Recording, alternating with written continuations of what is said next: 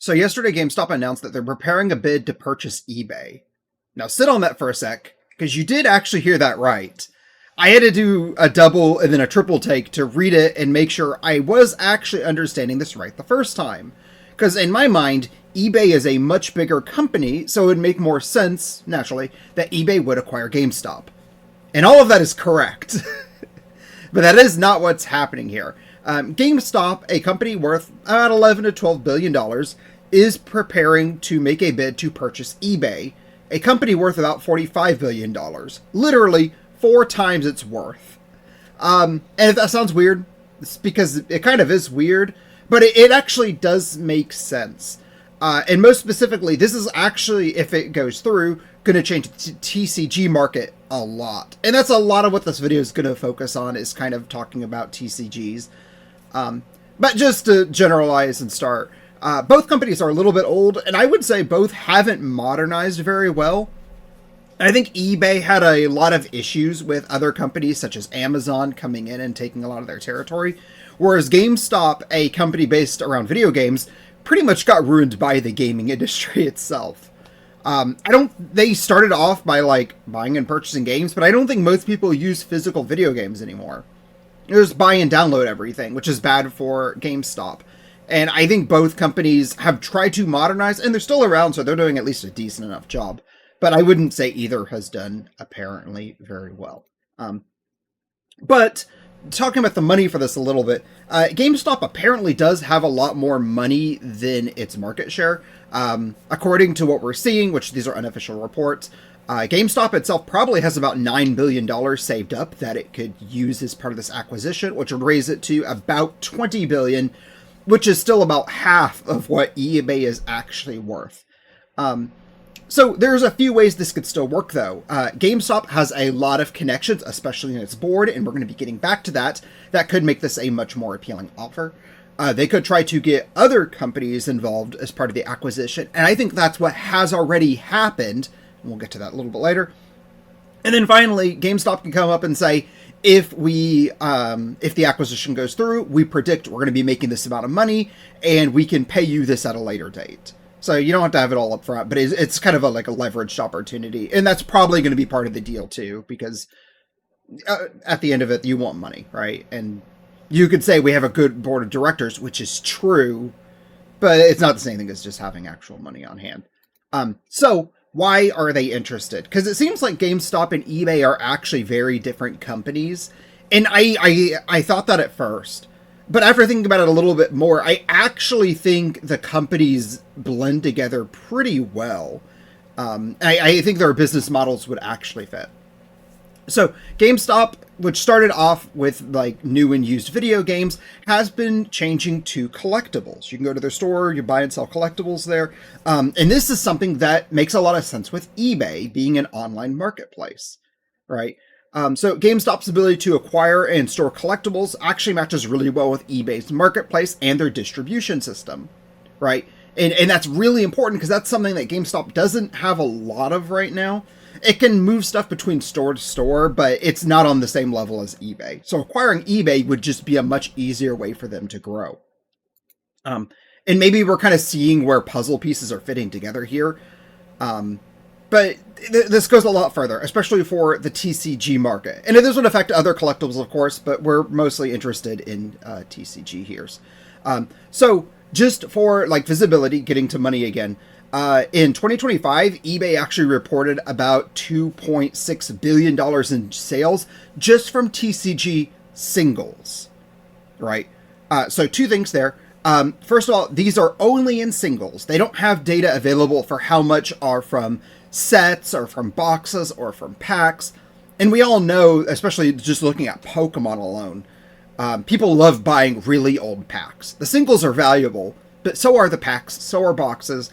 And that data just isn't available. I wish it were. I wish I could find more numbers, but I'm going to provide you with what I could actually get a hold of here.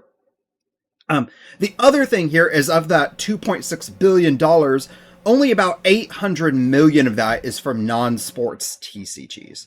Now, GameStop itself is already involved in sports TCGs. So I don't know. It's less interesting to me because I'm more interested in TCGs than sports stuff. But whatever. I'm just putting that out there just for the transparency. The other side of things, though, as far as GameStop has money, they reported money for collectibles. They don't say just how much they got in TCGs, but on their collectibles side of thing, that's about 28.9% of their total net sales. So about a third, rough, of their company is just in collectibles. But also really important is when they produced this data last year, they saw a 55% jump in collectible sales.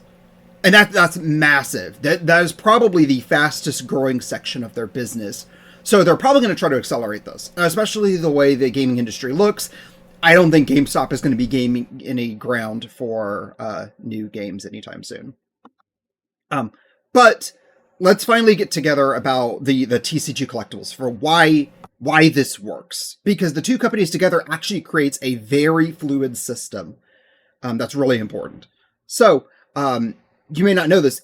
eBay is also acquired TCG Player a few years ago. Now, TCG Player is a platform that's focused on the online trading card marketplace. eBay itself only acquired the company. They didn't really do too much with it other than acquiring it because they wanted to get a bigger sale of the increasing TCG market. And this probably came a lot after COVID when we saw the huge surge of like Pokemon collectibles. So that's probably a lot of it. Obviously, that's really useful to GameStop. But GameStop has its own share in this, right? Because GameStop's board of directors includes somebody called Nat Turner. You don't know who Nat Turner is. He is the CEO of Collectors Holding, the parent company of PSA. If you don't know what PSA is the big company that's really well known for authenticating and grading sports and cards memorabilia. If you have something and you want to know if it's authentic, you send it to them. If you have a Pokemon card and you want to get it rated for how pristine it is, you send it to them and they'll send it back with a probably fake thing, but it's widely recognized, so that's really valuable. And that's the entire system. That's where everything comes together. If GameStop acquires eBay, they don't only get eBay's massive marketplace and their distribution system, but everything TCG is connected through GameStop's name and storefronts, through PSA's card grading system, through TCG Player's online marketplace, and then you get eBay's entire distribution system. This combines pretty much everything you can about the actual collecting of these cards. It doesn't really help for people that want to play Pokemon. It just helps you buy and sell cards.